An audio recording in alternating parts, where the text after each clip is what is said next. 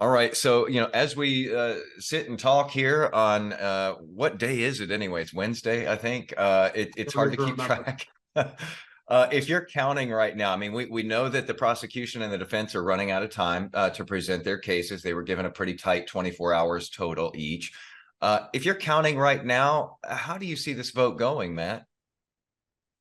I think he's going to be acquitted. At the beginning of trial, I didn't know what we were going to see. I know the House had promised they had all of this evidence of horrible acts by Ken Paxton that was going to surprise us and shock us.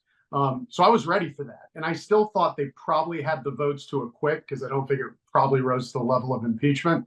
But after seeing what the House managers have produced, I'm actually shocked at the lack of evidence. I mean, this is an absolutely pathetic case that I've seen. There is zero evidence of any bribery or anything else. And they've, in the case in chief, their own witnesses have repeatedly admitted that they had no evidence when they went to the FBI.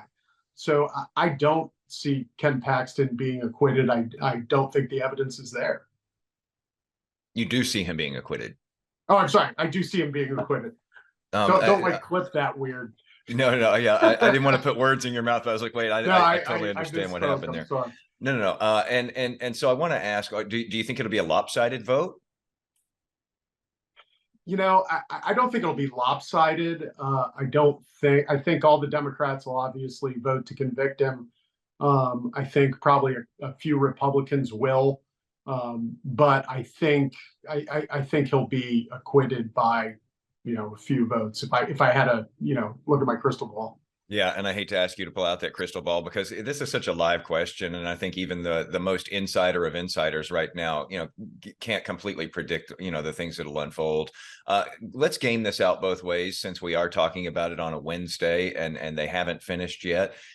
What happens after this impeachment trial is over if, and again, big if, Ken Paxton is convicted? And when I ask what happens, I'm asking intra-party here within the GOP, because there's been a split here over this impeachment. What happens intra-party if he is convicted? I honestly think you're going to see an all-out Republican civil war over the next few months if he is convicted. You're looking at one of the most popular statewide office holders in the Republican Party, won election with 70% of the vote just this past year. I mean, it hasn't even been a year yet since he's been sworn in.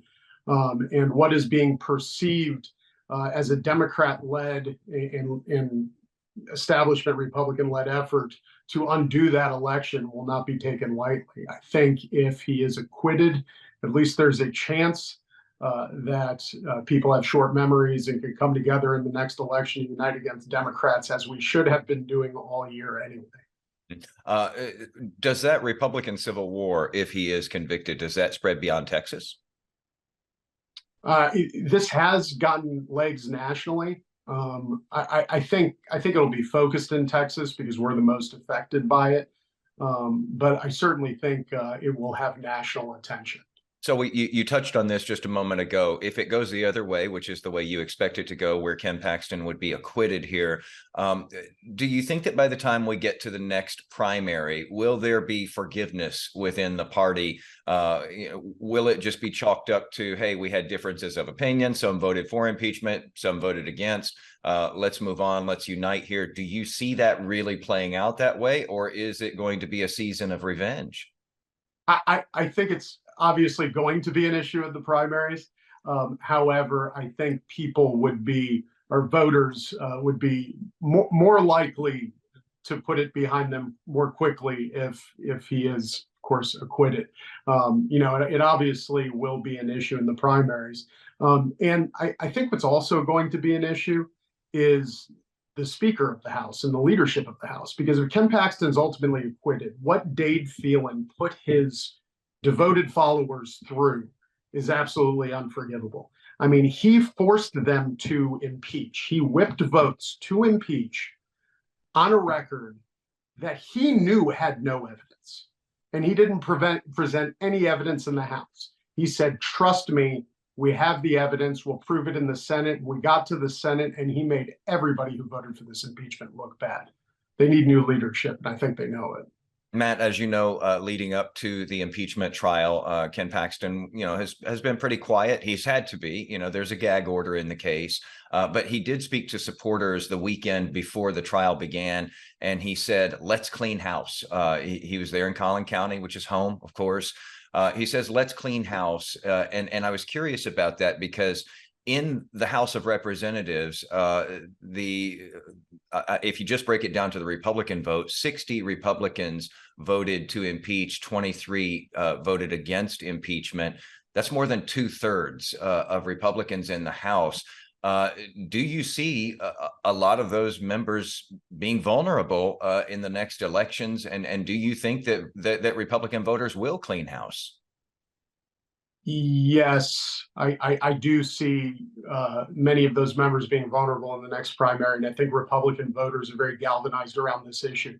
It's September, so you don't often hear people talking about political matters except for the people who watch your show, right, or hang out with us. And I went to a parent-teacher event last week, and I had 3 or 4 people come up to me who aren't involved in politics and just say, I'm a Republican voter, and this Paxton thing, I can't believe they're doing this.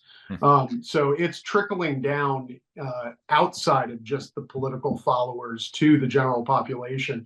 And I do think it's going to be an issue. Matt, have you had any conversations with any of the Republicans in the House who did vote to impeach? And if you have, how have those conversations gone? I haven't talked to anybody who has voted to impeach about the trial specifically. Haven't really been talking about it with them. I've talked with some of the people who voted against impeachment, and I know what they were saying is this is just what we were afraid of. The reason why you have process, the reason why you present evidence in a House impeachment is to prevent something like is currently happening in the Senate from going on. And that's basically presenting a case and finding out that all the evidence you were promised just wasn't there. Let's say we do get into a pretty contentious primary for a lot of these members who did vote to impeach. We've already seen at least some rumblings that could be happening on with some of these seats. How would the state party get involved in those instances, Matt? So we generally, as a state party under our rules, don't get involved in primaries unless there's a censure by a county party that's then ratified by the state party executive committee. There's currently censures pending for Representative Murr, Representative Phelan that the state party executive committee will be voting on. There may be more coming up for people who voted for the impeachment if Ken Paxton's ultimately acquitted, I don't know. So if they are censured, we can spend money against them as a state party. We do not get involved if there's no censure, although I might personally get involved in some of those races. I want to ask you about former congressman and, of course, former Paxton opponent Louis Gohmert, who wrote that op-ed this week or last week. Everybody's been talking about that. Wanted to get your thoughts about it. He said conservatives in Texas, are viciously, sort of coming after each other. And he thinks that puts Texas in jeopardy for 2024. And what he means by that, of course, is, Republican control in Texas in jeopardy in 2024. Or, he's, assuming that might suppress the vote somehow or that sort of thing, I guess. What are your thoughts about what he said there? I think he's right. I just think his conclusion was wrong. I do think it puts Republicans in jeopardy for 2024. All of this Republican infighting that's been caused by this impeachment. The solution to that was Republicans shouldn't have impeached their statewide office holder who just got reelected based on no evidence.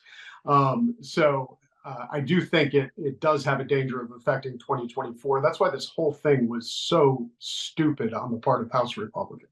Now, you say that you think he drew the wrong conclusion.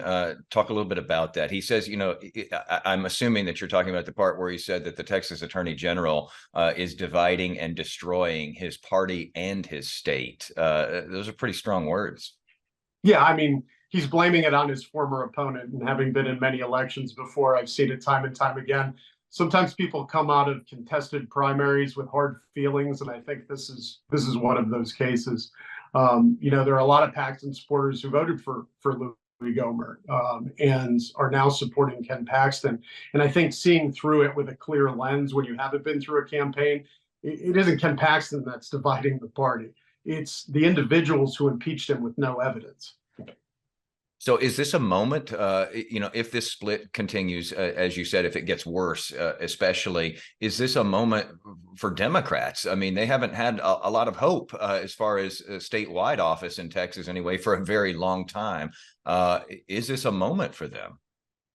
I think it's an opportunity that they can capitalize on to make gains that they wouldn't have made if this hadn't happened. But I think with every statewide office holder who's a Republican in Texas winning by double digits last election, Texas becoming more red last election than the election before it, and sweeping every statewide office for the last 30 years, I think Democrats have a long road to go before Texas becomes a hope for them. Do you feel like you're in an awkward position or a tough position here? Because, I mean, you are at the head of the state Republican Party. You obviously have very strong feelings, anti-impeachment feelings here. You know that there are quite a few Republicans who obviously had strong impeachment feelings. Do you feel a need to bring these two sides together? Do you feel the need to try to heal the party as the leader of the state party? Or do you think, we're too far apart on this and you're just going to have to go your own way and we're going to have to go our own way? No, we do need to heal the party, and I absolutely do feel a need. Our first effort, my first effort to do that was at the beginning of this session, when we had an effort to convince the Speaker of the House and House leadership to stop appointing Democrats to chairmanships and form a Republican coalition in the House, like the Senate has done.